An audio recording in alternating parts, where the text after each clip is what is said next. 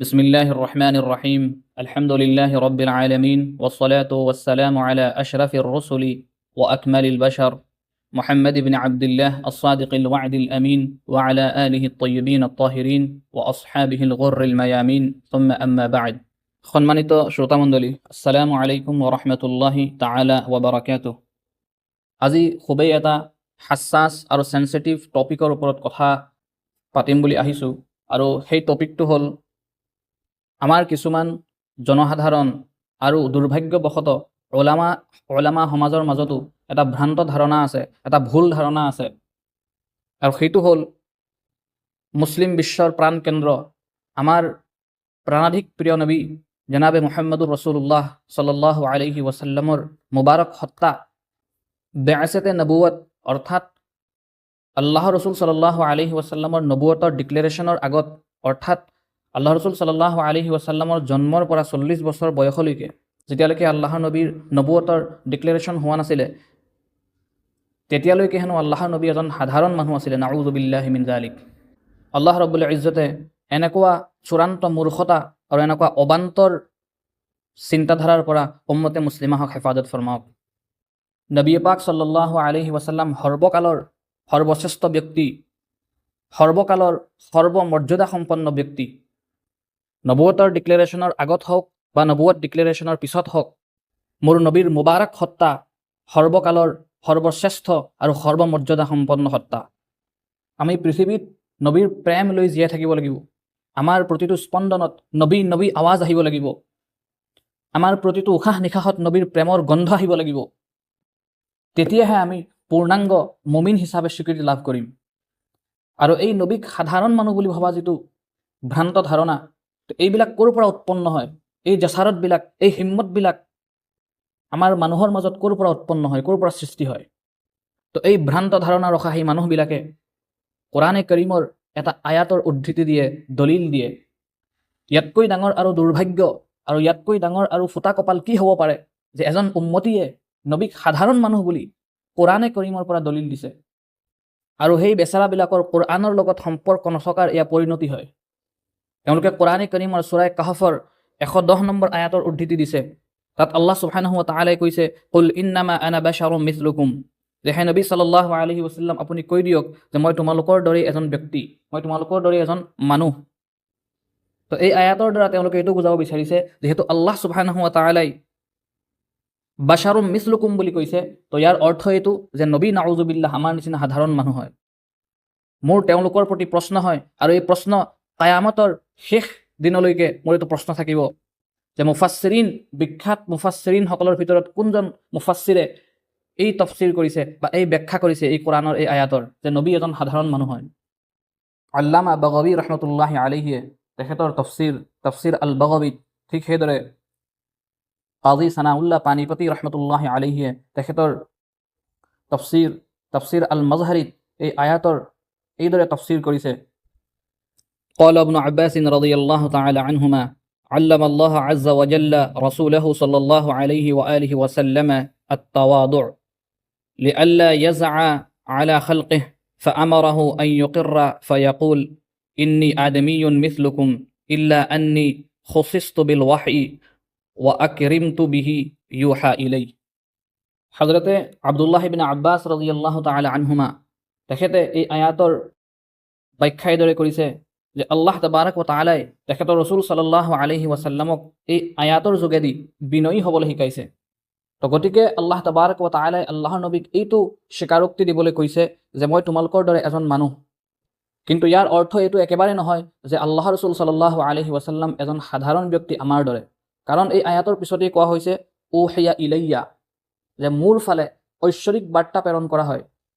অৰ্থাৎ আল্লাহ ৰাসূল সাল্লাল্লাহু আলাইহি ওয়াসাল্লামক ওয়াহী অৰ্থাৎ ঐশ্বৰিক বাৰ্তাৰ বিশেষত্ব প্ৰদান কৰা হৈছে, আৰু ইয়াৰ জৰিয়তে আল্লাহ ৰাসূল সাল্লাল্লাহু আলাইহি ওয়াসাল্লামক এটা সাংঘাতিক ধৰণৰ মৰ্যাদা দান কৰা হৈছে। তো যিজন সত্তাৰ ফালে ঐশ্বৰিক বাৰ্তা প্ৰেৰণ কৰা হয়, আল্লাহৰ ওয়াহী প্ৰেৰণ কৰা হয়, ডিভাইন ৰেভেলেশ্যন নাজিল কৰা হয়, তো সেইজন সত্তা কেনেকৈ সাধাৰণ মানুহ হ'ব পাৰে? যিহেতু আল্লাহ ৰাসূল সাল্লাল্লাহু আলাইহি ওয়াসাল্লাম প্ৰকৃততে আল্লাহৰ নবীৰ যিটো সত্তা হয় সেইটো প্ৰকৃততে মানুহ হয়। গতিকে আল্লাহ ৰসুল সাল্লাল্লাহু আলাইহি ওয়াসাল্লাম যে মানুহ হয়, তেখেত কোনো ফৰিস্তা নহয় বা তেখেত কোনো জিন নহয়, এই কথাষাৰ বুজাবৰ কাৰণেহে এই কোৰাণৰ এই আয়াতটোৰ নাজিল কৰা হৈছিলে বা অৱতীৰ্ণ কৰা হৈছিলে।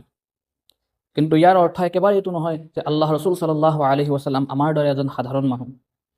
ইয়াৰ পিছত কাজী ছানাউল্লাহ পানীপতি ৰহমতুল্লাহি আলাইহি এটা খুবসুৰত ব্যাখ্যা কৰিছে এই আয়াতটোৰ। তেখেতে লিখিছে, কুলতু ফিহি সাদ্দুন লিবাবিল ফিতনাতি আল্লাতি ইফতাতাত বিহান নাসাৰা হিনা রাআউ ঈসা আলাইহিস সালাম ইউবরিউল আকমাহা ওয়া আবরাসা ওয়া ইউহইল মাউতা وقد أعطى الله تعالى لنبينا صلى الله عليه وآله وسلم من المعجزات أضعاف ما أعطى عيسى عليه السلام فأمره بإقرار العبودية وتوحيد الباري لا شريك له. তো কাজী ছানাউল্লাহ পানীপতি ৰহমতুল্লাহি আলাইহি লিখিছে যে এই আয়াতটোত সেই ফিতনাৰ দুৱাৰ বন্ধ কৰাৰ ব্যৱস্থা কৰা হৈছে যিটো ফিতনাত খ্ৰীষ্টিয়ানসকল পৰিছিলে। আৰু খ্ৰীষ্টিয়ানসকল কোনটো ফিতনাত পৰিছিলে? তো সেইটো হ'ল যেতিয়া তেওঁলোকৰ নবী হজৰত ঈসা আলাইহিস সালামে জন্মগত অন্ধ আৰু কুষ্ঠ ৰোগীক আৰোগ্য কৰি দিছিলে আল্লাহৰ হুকুমত। আৰু হজৰতে ঈসা আলাইহিস সালাতু ৱাছসালামে মৃত ব্যক্তিক আল্লাহৰ হুকুমত জীৱন্ত কৰি পেলাইছিলে। আৰু এইসমূহ হজৰতে ঈসা আলাইহিস সালাতু ৱাছসালামৰ মুআজিজাত আছিলে, অলৌকিকতা আছিলে আল্লাহৰ ফালৰ পৰা। তো এই মুআজিজা আৰু অলৌকিকতাখিনি দেখি পেলাই খ্ৰীষ্টিয়ানবিলাকে তেখেতক আল্লাহৰ দৰ্জা দি দিলে, তেখেতক আল্লাহ বনাই পেলালে। আৰু যিহেতু আখিৰি নবী অৰ্থাৎ আমাৰ নবী জনাবে মুহাম্মদুৰ ৰাসূলুল্লাহ সাল্লাল্লাহু আলাইহি ওয়াসাল্লামক আল্লাহ তাবাৰক ওয়া তাআলাই হযৰতে ঈসা আলাইহিস সালামতকৈ বহুত বেছি অলৌকিকতা প্ৰদান কৰিছে, যাতে এই অলৌকিকতাসমূহ দেখি পেলাই উম্মতে এই ফিতনাত নপৰে, অৰ্থাৎ উম্মতে যাতে আল্লাহ ৰসুল সাল্লাল্লাহু আলাইহি ওয়াসাল্লামক আল্লাহৰ দৰ্জা দি নিদিয়ে। তো সেই ফিতনাৰ দুৱাৰ বন্ধ কৰাৰ বাবে আল্লাহ তাবাৰক ওয়া তাআলাই কোৰাণে কাৰীমৰ এই আয়াতটো নাজিল কৰিছে যে আল্লাহ ৰসুল সাল্লাল্লাহু আলাইহি ওয়াসাল্লাম সৰ্বশ্ৰেষ্ঠ ব্যক্তিত্ব হয়, কিন্তু আল্লাহ নহয়।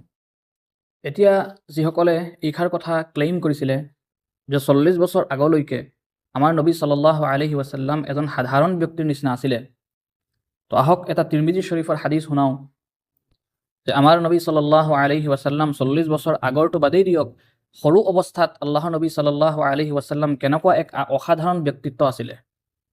তিৰমিজি শৰীফ হাদিছ নম্বৰ 3620। এই ৰাৱায়াতটোত কোৱা হৈছে হযৰতে আবু মুসা আশআৰী ৰাদিয়াল্লাহু তাআলা আনহুৱে কৈছে যে হযৰতে আবু তালিবে কুৰাইশৰ কিছুমান জ্যেষ্ঠ ব্যক্তিৰ সৈতে শাম দেশ অৰ্থাৎ সিৰিয়াৰ ফালে ৰাওনা হ'ল, আৰু তেওঁলোকে লগত ৰসুলুল্লাহ সাল্লাল্লাহু আলাইহি ওয়াসাল্লামক লগত লৈ গৈছিল। আৰু তেতিয়া আল্লাহ ৰসুল সাল্লাল্লাহু আলাইহি ওয়াসাল্লামৰ বয়স একেবাৰেই কম আছিল। তো তেখেতসকলে যেতিয়া ৰাস্তাত ৰ'বলগীয়া হ'ল, জিৰণি ল'বলগীয়া হ'ল, তো এজন খ্ৰীষ্টিয়ানবিলাকৰ যি পাদ্ৰী হয়, তো এজন পাদ্ৰীৰ গৃহৰ কিনাৰতেই তেওঁলোকৰ সেই কাফিলাটো গৈ পেলাই ৰলেগৈ। আৰু তাৰপিছত তেওঁলোকে তেওঁলোকৰ বস্তু বাহনীবিলাক তেওঁলোকৰ বাহনৰ পৰা নামাবলৈ ধৰিলে। আৰু ইতিমধ্যেই সেই পাদ্ৰীজন, সেই খ্ৰীষ্টিয়ানৰ পণ্ডিতজন নিজৰ গীৰ্জাৰ পৰা ওলাই আহিছে আৰু সেই কাফিলাটোৰ ওচৰলৈ আহিছে, অৰ্থাৎ আবু তালিবৰ সেই কাফিলাটোৰ ওচৰলৈ আহিছে। কিন্তু ইয়াত আচৰিত কথাটো হ'ল এইটো যে আবু তালিবৰ কাফেলা আগতো বহুবাৰ সেই গীৰ্জাৰ সন্মুখেদি পাৰ হৈছিলে, কিন্তু কোনোদিন সেই পাদ্ৰীজন গীৰ্জাৰ পৰা ওলাই আহি পেলাই তেওঁলোকৰ ওচৰত অহা নাছিলে। তেওঁলোকৰ ওচৰলৈ অহাটো দূৰৰ কথা, তেওঁলোকৰ ফালে ভ্ৰূক্ষেপো কৰা নাছিলে, তেওঁলোকৰ সেই কাফিলাৰ প্ৰতি কোনো গুৰুত্বই দিয়া নাছিলে। তো এই হাদিছৰ বৰ্ণনাকাৰী হযৰত আবু মুসা আশআৰী ৰাদিয়াল্লাহু তাআলা আনহুৱে কৈছে যে যেতিয়া তেওঁলোকে সেই বস্তু বাহনীসমূহ নমাই আছিলে, তো এই অৱস্থাতে সেই পাদ্ৰীজন আহি পেলাই আল্লাহ ৰসুল সাল্লাল্লাহু আলাইহি ওয়াসাল্লামৰ হাতত ধৰি পেলাই এইদৰে কৈছিলে, হাদা সাইয়্যিদুল আলামিন হাদা ৰাসূল ৰাব্বিল আলামিন ইয়াবআসুহুল্লাহু ৰাহমাতাল লিল আলামিন। আল্লাহৰ নবীৰ মুবাৰক হাতখন ধৰি পেলাই সেই পাদ্ৰীজনে, সেই পণ্ডিতজনে খ্ৰীষ্টিয়ানবিলাকৰ তেখেতে কৈছিলে যে এইজন সাইয়্যিদুল আলামিন হয়, অৰ্থাৎ এখেত বিশ্ববাসীৰ নেতা হয়, এওঁ ৰাসূল ৰাব্বিল আলামিন হয়, অৰ্থাৎ বিশ্বজগতৰ প্ৰতিপালক আল্লাহৰ ৰসূল হয়। আকৌ শেষত কৈছে এখেত ৰাহমাতুল লিল আলামিন হয়, অৰ্থাৎ এখেত বিশ্বজগতৰ কাৰণে কৰোণা আৰু ৰহমত আৰু দয়া স্বৰূপ। তো সেই পাদ্ৰীজনৰ ভাষ্য শুনি পেলাই কুৰাইশৰ জ্যেষ্ঠবিলাকে এইটো প্ৰশ্ন কৰিলে যে তুমি এইটো কেনেকৈ জানিলা? তেতিয়া তেখেতে উত্তৰ দিছিলে, ইন্নাকুম হাইনা আশৰাফতুম মিনাল আকাবাতি লাম ইয়াবকা শাজাৰুন ওয়ালা হাজাৰুন ইল্লা খাৰৰা সাজিদান ওয়ালা ইয়াসজুদানি ইল্লা লিনাবিয়িন। তেতিয়া তেখেতে ক'লে যে তোমালোক যেতিয়া এই উপত্যকাৰ পৰা তললৈ নামি আহিছিলা, তো তেতিয়া মই লক্ষ্য কৰি আছিলোঁ যে প্ৰতিজোপা গছ আৰু প্ৰতিটো পাথৰে এখেতক সাজদা কৰি আছে, আৰু নবীৰ বাহিৰে বেলেগ কোনো সৃষ্টিক গছ আৰু পাথৰে সজদা নকৰে। তো যেহেতু গছ আৰু পাথৰবিলাকে সজদা কৰিছে, এইটো আলামত হয় যে তেখেত এজন নবী হয়। তো ইয়াৰ পিছত পাদ্ৰীজনে অলপ কিছু খাদ্য সামগ্ৰী লৈ তেওঁলোকৰ ওচৰত আহিল। তো আহি পেলাই দেখিলে যে ৰসুল্লাহ সাল্লাল্লাহু আলাইহি ওয়াসাল্লাম তাত উপস্থিত নাছিল। আল্লাহৰ নবী সাল্লাল্লাহু আলাইহি ওয়াসাল্লামক তেওঁলোকে উট চৰাবৰ কাৰণে পঠাই দিলে। তো পাদ্ৰীজনে ক'লে যে তেখেতক অনাৰ ব্যৱস্থা কৰা, কাৰণ আল্লাহ ৰসুল সাল্লাল্লাহু আলাইহি ওয়াসাল্লামৰ কাৰণেইতো সেই খাদ্যসমূহৰ ব্যৱস্থা কৰিছিলে সেই পাদ্ৰীজনে। তো যেতিয়া তেখেতক অনা হ'ল, হাদিছৰ আলফাজ হয় ফাআকবালা ওয়া আলাইহি গামামাতুন তুজিল্লুহু, যেতিয়া তেখেত আহি আছিলে সেই কাফিলাটোৰ ফালে, তো মহানবী সাল্লাল্লাহু আলাইহি ওয়াসাল্লামক এটুকুৰা ডাৱৰে ছাঁ কৰি পেলাই আহি আছিলে। আল্লাহ নবীৰ ওপৰত এটুকুৰা ডাৱৰে ছাঁ কৰি কৰি আহি আছিলে। আৰু আল্লাহ ৰসুল সাল্লাল্লাহু আলাইহি ওয়াসাল্লাম যেতিয়া আহি পালেহি, তো এই কাফিলাৰ মানুহবিলাকে অলৰেডি গছৰ ছাঁৰ তলত বহি ল'লে। কাফিলাৰ যিমান মানুহ আছিলে, তো গছৰ ছাঁৰ তলত প্ৰত্যেকে নিজৰ নিজৰ স্থান নিৰ্ধাৰিত কৰি ল'লে। অৰ্থাৎ যেতিয়া ছাঁ নাই, তো আল্লাহ ৰসুল সাল্লাল্লাহু আলাইহি ওয়াসাল্লাম ৰ'দত বহিলে।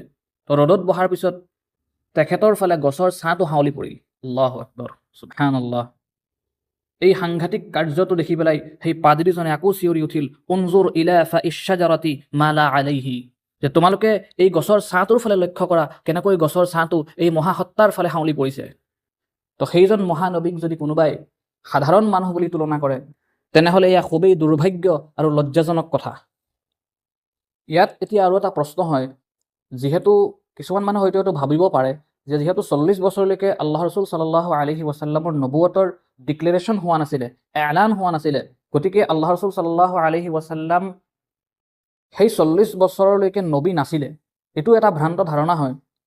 এই ক্ষেত্ৰত তিৰমিজি শৰীফৰ এটা হাদিছ আছে, 3609 নম্বৰ হাদিছ, 3609। এই হাদিছটোৰ বৰ্ণনাকাৰী হ'ল হযৰতে আবু হুৰায়ৰা। তো তেখেতে বৰ্ণনা কৰিছে, ক্বালু ইয়া ৰাসূলাল্লাহ মাতা ওয়াজাবাত লাকান নবুৱাহ। অৰ্থাৎ কিছুমান সাহাবাই কেৰামসকলে আল্লাহ ৰসুল সাল্লাল্লাহু আলাইহি ওয়াসাল্লামক এই প্ৰশ্ন কৰিলে যে হে আল্লাহ ৰসুল সাল্লাল্লাহু আলাইহি ওয়াসাল্লাম, আপোনাৰ বাবে নবুৱত কেতিয়াৰ পৰা নিৰ্ধাৰিত কৰা হৈছিল? তেতিয়া আল্লাহ ৰসুল সাল্লাল্লাহু আলাইহি ওয়াসাল্লামে উত্তৰ দিলে, ওয়া আদামু বাইনাৰ ৰুহি ওয়াল জাসাদ। অৰ্থাৎ হযৰতে আদম আলাইহিস সালাতু ওয়াস সালাম যেতিয়া দেহ আৰু আত্মাৰ মধ্যৱৰ্তী অৱস্থাতেই আছিল, অৰ্থাৎ হযৰতে আদম আলাইহিস সালাতু ওয়াস সালামৰ যিটো বডি হয়, যিটো ফিজিকেল এক্সিষ্টেঞ্চ হয়, সেইটো এতিয়ালৈকে সৃষ্টি হোৱাই নাছিলে। তো তাৰ আগতেই আল্লাহ সুবহানাহু ওয়া তাআলাই মোক নবুৱত দি দিছিলে, অৰ্থাৎ মোক নবী বনাই দিছিলে।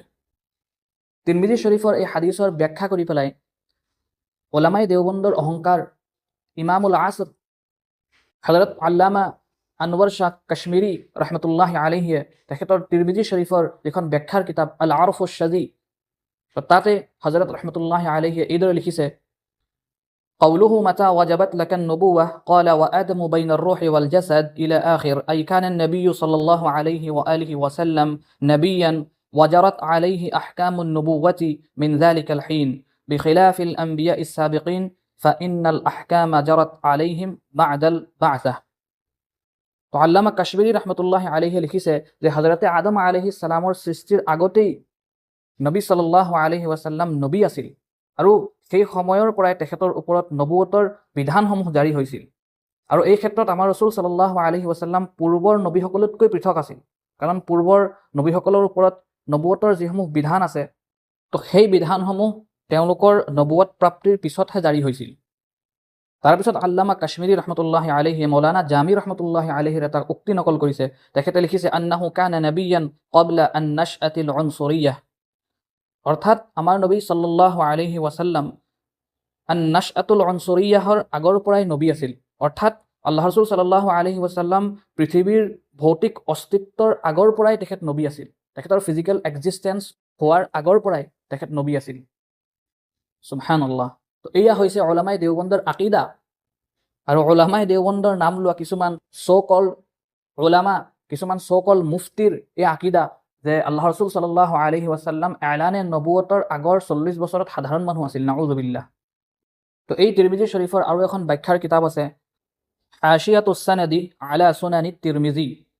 এই ব্যাখ্যা গ্ৰন্থখনত এই হাদিছটোৰ ব্যাখ্যা কৰি পেলাই এইদৰে লিখা হৈছে, ওয়াল হাদিছু হামালাহুল ইজ্জু আলা তাকদীৰ আই قدر له وقرر النبوة قبل أن يخلق آدم ورد بأن جميع الأنبياء كذلك। অৰ্থাৎ ইয়াত কোৱা হৈছে যে কিছুমান মানুহে এই হাদিছটোৰ পৰা এইটো ধাৰণা কৰে যে ইয়াত আল্লাহ ৰছুল সাল্লাল্লাহু আলাইহি ৱাছাল্লামৰ কাৰণে তকদিৰী ফয়ছলাৰ কথা কোৱা হৈছে, অৰ্থাৎ পূৰ্ব নিৰ্ধাৰিত সিদ্ধান্তৰ কথাহে ব্যাখ্যা কৰা হৈছে যে আল্লাহৰ ইলমত আল্লাহ ৰছুল সাল্লাল্লাহু আলাইহি ৱাছাল্লাম নবী হয়। অৰ্থাৎ হজৰতে আদম আলাইহি ছলাতু ৱাছালামক সৃষ্টি কৰাৰ আগতেই আল্লাহ তাআলাই আল্লাহ ৰছুল সাল্লাল্লাহু আলাইহি ৱাছাল্লামৰ বাবে নবুৱত নিৰ্ধাৰিত কৰি থৈছিল। কিন্তু এই মতটোক এই কাৰণেই খণ্ডন কৰা হৈছে কাৰণ আল্লাহৰ ইলমতটো সকলো নবীৰ নবুৱতৰ কথাই আছে। তো ইয়াত আল্লাহ ৰছুল সাল্লাল্লাহু আলাইহি ৱাছাল্লামৰ কি ফজিলত হ'ল? যিহেতু মুহাদ্দিছিনে কেৰামসকলে এই হাদিছটোক কিতাবুল মানাকিব অৰ্থাৎ ফজিলতৰ যিবিলাক অধ্যায় হয় তো সেইবিলাকত নকল কৰিছে। আৰু এই হাদিছটোৰ যদি অৰ্থ এইটোৱে হয় যে আল্লাহ ৰছুল সাল্লাল্লাহু আলাইহি ৱাছাল্লাম আল্লাহৰ ইলমত নবী আছিলে, তো এইটোৰতো কোনো বিশেষত্ব হ'ব নোৱাৰে কাৰণ আল্লাহৰ ইলমত বা আল্লাহৰ জ্ঞানত সকলো নবীয়ে যে নবী সেইটোতো আল্লাহৰ ইলমত অলৰেডি আছেই সকলো নবীৰ কাৰণে। তো ইয়াত আল্লাহ ৰছুল সাল্লাল্লাহু আলাইহি ৱাছাল্লামৰ বিশেষত্ব কেনেকৈ হ'ল? তো সেইকাৰণে হাশিয়া আছ-ছানাদিত এই কথা লিখা হৈছে ওয়া মুক্তাদাল খাবাৰি আন্না হুনাকা খুসুসিয়াতান লাহু সাল্লাল্লাহু আলাইহি ওয়া আলিহি ওয়াসাল্লাম লিআজলিহা আখবারা বিহাদাল খাবার ই'লামান লিউম্মতিহি লিয়া'রিফু قدره عند الله تعالى فالوجه أنه إشارة إلى تشريف روحه الشريف أو حقيقته بالنبوة والحقائق تقصر عقولنا عن معرفتها وإنما يعرفها خالقها ومن أمد الله بنور إلهي ثم إن تلك الحقائق يؤتي الله حقيقة منها ما يشاء في الوقت الذي يشاء فحقيقة النبي صلى الله عليه وآله وسلم قد تكون من قبل خلق آدم عليه السلام آتاه الله تعالى ذلك الوصف بأن يكون خلقها متهيئة لذلك وأفاضه عليها من ذلك الوقت فصار نبيا وكتب اسمه على عرش وأخبر عنه بالرسالة ليعلم ملائكته وغيرهم كرامته عنده تعالى فحقيقة موجودة من ذلك الوقت وإن تأخر جسده الشريف والبعث والتبليغ والله تعالى أعلم। খুব এক সুন্দৰ সিদ্ধান্ত তেখেতে উপস্থাপন কৰিছে। তেখেতে কৈছে এই হাদিছৰ মূল উদ্দেশ্য হ'ল নবী সাল্লাল্লাহু আলাইহি ৱাছাল্লামৰ বিশেষত্ব প্ৰকাশ কৰা।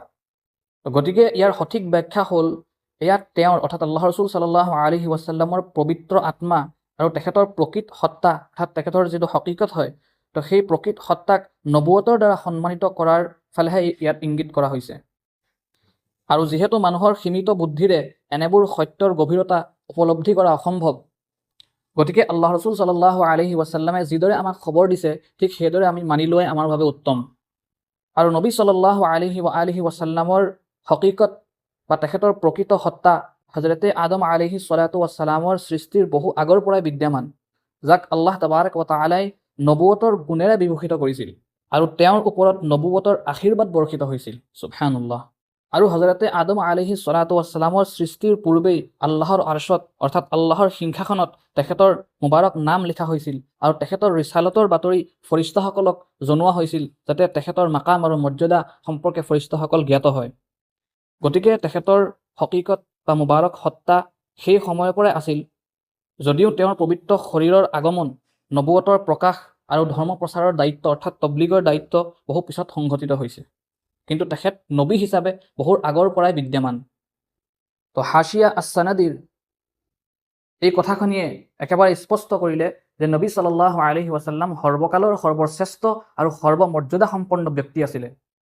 ঠিক সেইদৰে সূৰা তৌবাহৰ 128 নম্বৰ আয়াতত আল্লাহ সুবহানাহু ওয়া তাআলাই ইৰশাদ কৰিছে লাকাদ জাআকুম ৰাসূলুম মিন আনফুসিকুম, অৰ্থাৎ নিশ্চয় তোমালোকৰ ওচৰত তোমালোকৰ মাজৰ পৰাই এজন ৰসুল আহিছে। ইয়াত এটা শব্দ আছে মিন আনফুসিকুম, যে তোমালোকৰ মাজৰ পৰাই ৰসুলক নিৰ্বাচিত কৰা হৈছে। তো এই আয়াতৰ তাফসিৰত ব্যাখ্যাত আল্লামা আলুসি ৰহমতুল্লাহি আলাইহিয়ে তেখেতৰ তাফসিৰ ৰুহুল মাআনিত এইদৰে লিখিছে ওয়াকৰা ইবনু আব্বাস ৰাদিয়াল্লাহু তাআলা আনহুমা ওয়া ইবনু মুহাইছিন ওয়াজ-যুহরি রাহিমাহুমুল্লাহ আনফাসিকুম আফআলু তাফদীলিন মিনান নাফাসাতি ওয়াল মুরাদু আশ-শারফু ফাহুয়া সাল্লাল্লাহু আলাইহি ওয়া আলিহি ওয়াসাল্লাম মিন আশরাফিল আরব। অৰ্থাৎ এই যিটো আয়াতৰ যিটো শব্দ আছে মিন আনফুসিকুম, এই শব্দটোক ইবনে আব্বাস, ইমাম জুহৰি আৰু ইমাম মুহাইছিন ৰাহিমাহুমুল্লাহ ৱা ৰাদিয়াল্লাহু তাআলা আনহুমা, তো তেওঁলোকে মিন আনফাছিকুম বুলি পঢ়িছিলে।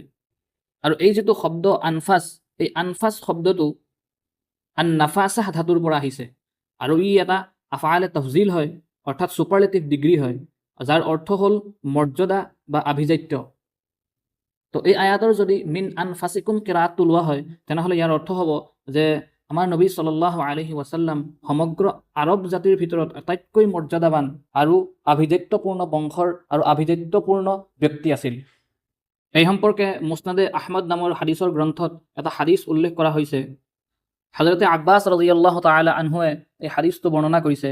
তেখেতে কৈছে, আল্লাহ ৰাসূল সাল্লাল্লাহু আলাইহি ওয়াসাল্লাম ইৰশাদ ফৰমাইছে, ইন্নাল্লাহা খালাকাল খালকা ফাজআলানি ফি খাইৰি খালকিহি ওয়া জাআলাহুম ফিরকাতাইনি ফাজআলানি ফি খাইরি ফিরকাতিন ওয়া খালাকাল কাবাইলা ফাজআলানি ফি খাইরি কাবিলাতিন ওয়া জাআলাহুম বুয়ুতান ফাজআলানি ফি খাইরিহিম বাইতান ফাআনা খাইরুকুম বাইতান ওয়া খাইরুকুম নাফসান। অৰ্থাৎ আল্লাহ ৰাসূল সাল্লাল্লাহু আলাইহি ওয়াসাল্লামে কৈছে যে আল্লাহ তাবাৰক ওয়া তাআলাই যেতিয়া সৃষ্টিজগত সৃষ্টি কৰিলে, তাৰপিছত এই সমগ্ৰ সৃষ্টিৰ ভিতৰত সৰ্বশ্ৰেষ্ঠ সৃষ্টিৰ মাজত মোক ৰাখিছে। তাৰপিছত আল্লাহ তাবাৰক ওয়া তাআলাই এই সৃষ্টিৰ দুটা গোটত বিভক্ত কৰিলে, আৰু সেই গোটসমূহৰ ভিতৰত সৰ্বশ্ৰেষ্ঠ গোটত মোক ৰাখিছে।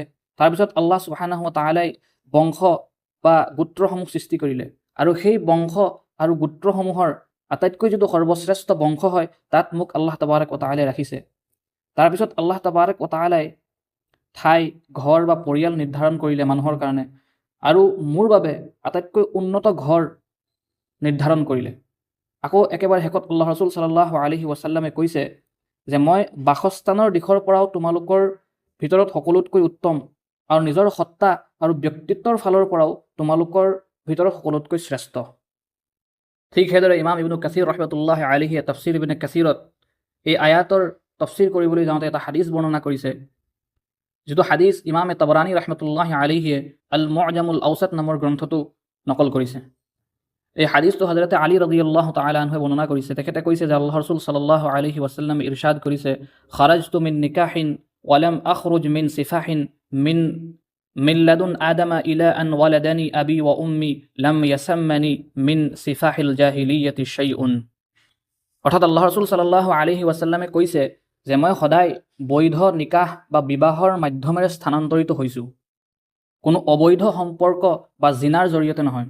আৰু হযৰতে আদম আলাইহিস সালাতু ওয়াস সালামৰ যুগৰ পৰা আৰম্ভ কৰি মোৰ পিতৃ মাতৃয়ে মোক জন্ম দিয়ালৈকে জাহিলিয়ত বা অন্ধকাৰৰ যুগৰ ব্যভিচাৰৰ কোনো অপবিত্ৰতাই মোক স্পৰ্শ কৰা নাই। সুবহানাল্লাহ।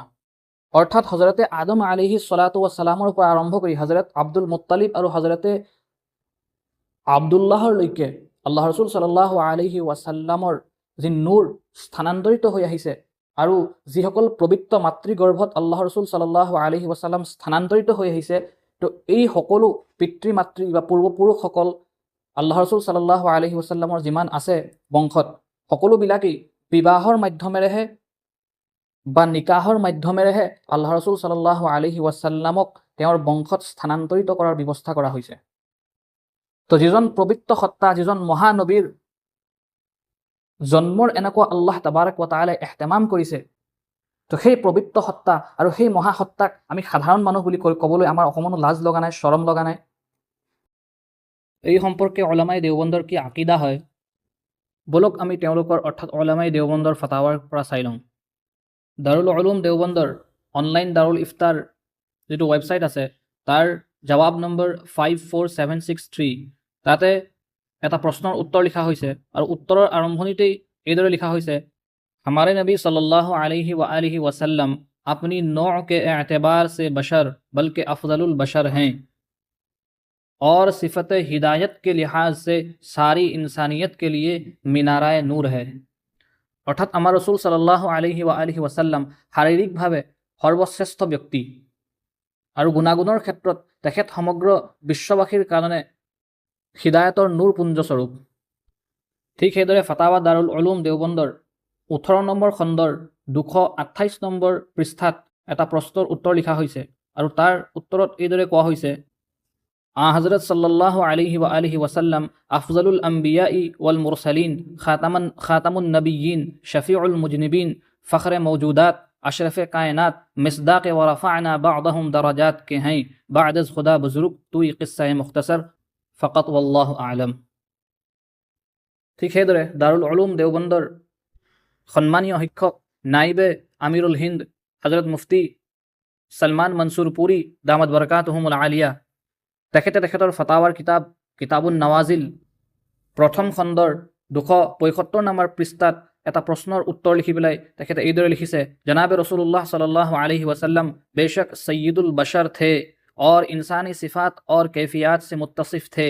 इसी एतबार से कुरान करीम में आपसे मुतअद्दिद जगह ऐलान कराया गया, कुल इन्नमा अना बशरुम मिस्लुकुम, यानी ए पैगंबर फरमा दीजिए कि मैं तुम्हारे ही जैसा एक इंसान हूँ, लिहाजा आपके बशर होने में किसी शक व शुबा की गुंजाइश नहीं, लेकिन इस सिफत बशरियत के बावजूद आपकी हयात तय्यबा अखलाक व किरदार के एतबार से फ़रिश्तों के लिए भी काबिल रश्क थी।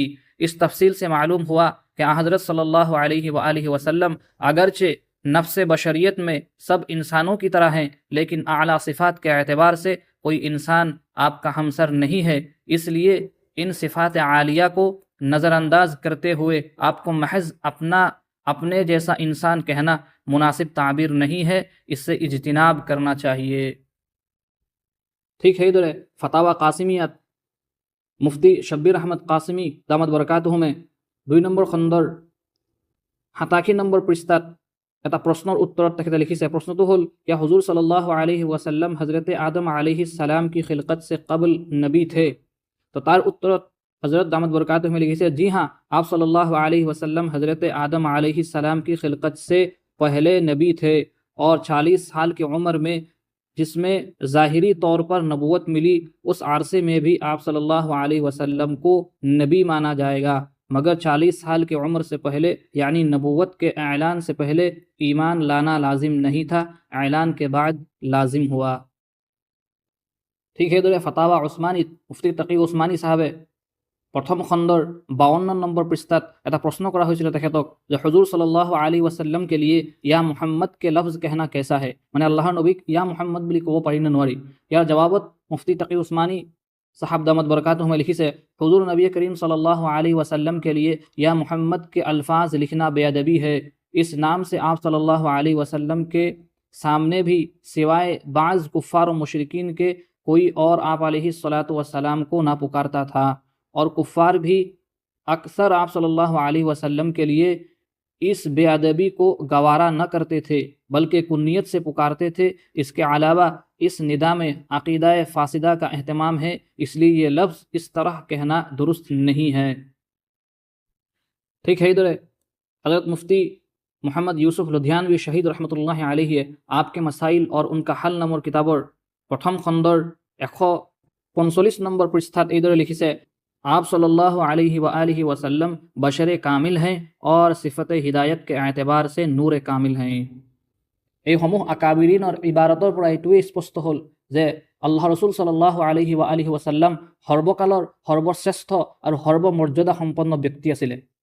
আৰু এলানে নবুৱত অৰ্থাৎ নবুৱতৰ ডিক্লেৰেশ্যনৰ আগতো আল্লাহ ৰসুল সল্লাল্লাহু আলাইহি ওয়াসাল্লাম নবী আছিলে, কিন্তু তাৰ পাৰ্থক্য হ'ল এলানে নবুৱতৰ আগৰ আৰু এলানে নবুৱতৰ পিছৰ জীৱনৰ পাৰ্থক্য হ'ল যে এলানে নবুৱতৰ আগলৈকে উম্মতৰ কাৰণে আল্লাহ ৰসুল সল্লাল্লাহু আলাইহি ওয়াসাল্লামৰ অনুসৰণ কৰা জৰুৰী নাছিলে, কিন্তু যেতিয়া নবুৱতৰ ডিক্লেৰেশ্যন হৈ গ'ল, নবুৱতে মুহাম্মদীৰ যেতিয়া এলান হৈ গ'ল, তাৰপিছত এতিয়া উম্মত মুকাল্লাফ হয়, এতিয়া উম্মতৰ কাৰণে জৰুৰী হয় যে মহানবী সল্লাল্লাহু আলাইহি ওয়াসাল্লামক আখিৰী নবী বুলি মনা। গতিকে ৰসুলুল্লাহ সল্লাল্লাহু আলাইহি ওয়াসাল্লামৰ জাতে গিৰামী, জাতে মুকদ্দাছা আৰু পবিত্ৰ সত্তাক সাধাৰণ মানুহৰ লগত তুলনা কৰা বা সাধাৰণ মানুহ বুলি কোৱা একেবাৰে ভুল আৰু একেবাৰে ভিত্তিহীন কথা। কিমান দুৰ্ভাগ্যৰ কথা হয়, যিটো কথা মক্কাৰ মুশ্ৰিকবিলাকে কোৱা নাছিলে, মক্কাৰ অমুছলিমবিলাকে কোৱা নাছিলে। 40 বছৰ মোৰ নবীক প্ৰত্যেকজন কাফিৰ, প্ৰত্যেকজন অমুছলিম আৰু প্ৰত্যেকজন মুশ্ৰিকে আল আমিন আছ-সাদিক বুলি কৈছিলে, চূড়ান্ত সত্যবাদী, চূড়ান্ত আমানতদাৰ। আৰু সেই নবীৰ উম্মতি বুলি দাবী কৰা কিছুমান নিৰ্লজ্জই মোৰ নবীক কি কৈছে, সাধাৰণ মানুহ। লজ্জাৰ বিষয় হয়, শৰমৰ বিষয় হয়। আল্লাহ তাবাৰক ও তাআলাই আমাক সকলোকে আৰু বিশেষকৈ উলামা সমাজক এনেকুৱা ধৰণৰ খবিছ আকিদা আৰু বিশ্বাসৰ পৰা হেফাজত কৰক। একেবাৰে শেষত সেই মহাপবিত্ৰ হত্যাৰ বাবে লিখা মোৰ স্বৰচিত এটা কবিতা গাই পেলাই শেষ কৰি দিছোঁ। কবিতাটোৰ শিৰোনাম হ'ল সল্লি আলা নবিয়িনা সল্লি আলা ৱা আলিহি। এই শিৰোনামৰ অৰ্থ হৈছে আমাৰ নবী হজৰত মুহাম্মদ সাল্লাল্লাহু আলাইহি ৱাসাল্লাম আৰু তেখেতৰ পবিত্ৰ বংশধৰসকল আহলুল বাইতসকলৰ ওপৰত অসংখ্য দৰুদ আৰু সালামৰ প্ৰেম বৰ্ষণ হওক। সল্লি আলা নবিয়িনা সল্লি আলা ৱা আলিহি। আত্মাৰ শীতল শান্তি তুমি, সুগন্ধিৰ অনন্ত ঝৰ্ণা তুমি, তোমাৰ সান্নিধ্যৰ চিৰ প্ৰত্যাশী মোৰ দৰে গুনেহগাৰ উম্মতি। সল্লি আলা নবিয়িনা সল্লি আলা ৱা আলিহি। জুলবি স্পন্দনৰ সঞ্চালনা, তোমাৰ সতে প্ৰেমৰ মাদকতা, হে চিৰন্তন আধ্যাত্মিকতা, হে মুমিন প্ৰাণৰ শুভ্ৰতা। সল্লি আলা নবিয়িনা সল্লি আলা ৱা আলিহি। তোমাৰ মুকদ্দাস কদম চুম্বন, এক গোলাপী ওঠৰ তৃষ্ণা, হে সৰৱৰে দো আলম, হে কায়নাতৰ মৌলা। সল্লি আলা নবিয়িনা সল্লি আলা ৱা আলিহি। তোমাৰ মুবাৰক নয়ন দিদাৰ, এক আৱাৰা চকুৰ অনুসন্ধান, তোমাৰ মুবাৰক নয়ন দিদাৰ, এক আৱাৰা চকুৰ অনুসন্ধান, হে দুনিয়াৰ ৰুহে ৰাৱা, হে হাশৰৰ জাক জমকতা। সল্লি আলা নবিয়িনা সল্লি আলা ৱা আলিহি। মদিনাৰ গলিত বিদায় সমাধি, হৃদয় আত্মাৰ শেষ কামনা, মদিনাৰ গলিত বিদায় সমাধি, হৃদয় আত্মাৰ শেষ কামনা, হে জাগতিক সৌন্দৰ্যৰ মুকুতা, হে অসাধাৰণ মোহিনী সত্তা। সল্লি আলা নবিয়িনা সল্লি আলা নবিয়িনা। আল্লাহ তাবাৰক ৱা তাআলাই আমাক সকলোকে ওৰেতো জীৱন সেই সৰ্বকালৰ অসাধাৰণ আৰু মহাসত্তাৰ সীমাহীন ভালপোৱা প্ৰেম আৰু শ্ৰদ্ধা ওৰেতো জীৱন হৃদয়ৰ প্ৰতিটো স্পন্দনত লৈ জীয়াই থকাৰ তৌফিক দান কৰক। আৰু জীৱনৰ শেষ সন্ধিয়া, জীৱনৰ অন্তিমটো ক্ষণত, জীৱনৰ অন্তিমটো নিশ্বাস মুহাম্মদ কামলিৱালাৰ নাম লৈ জীৱনৰ পাৰ্থিৱ জীৱনৰ পৰিসমাপ্তি ঘটাওক। আকুলু কওলি হাযা ৱা আস্তাগফিৰুল্লাহ লি ওয়া লাকুম ওয়া লিসাইৰিল মুছলিমিন ইন্নাহু হুৱাল গফুৰুৰ ৰহিম।